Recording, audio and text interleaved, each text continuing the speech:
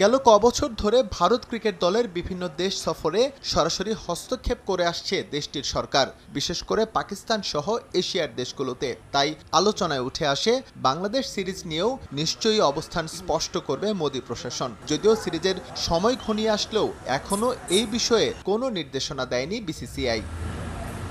সরকারের পক্ষ থেকে কোনো হস্তক্ষেপ না আসায় ইতিবাচক মনোভাব নিয়ে এগোচ্ছে ভারত ক্রিকেট কন্ট্রোল বোর্ড। গেল 11 বছর বাংলাদেশের মাটিতে ওয়ানডে সিরিজ জিততে না পারার আক্ষেপ বেশ ভালোভাবে মেটানোর পরিকল্পনা ওদের। রোহিত শর্মা আর বিরাট কোহলিকে রেখেই সাজানো হচ্ছে গেম প্ল্যান। সবকিছু ঠিক থাকলে টেস্ট ক্রিকেট থেকে অবসর ঘোষণার পর প্রথমবারের মতো ওয়ানডে খেলতে নামবেন এই বিগ শটস। এই মুহূর্তের কথা বলতে পারি, সিরিজ আয়োজনে কোনো সমস্যা নেই। আমাদের মাঝে এমন কোনো আলোচনা হয়নি যে সিরিজ বাতিল কিংবা স্থগিত করতে হবে।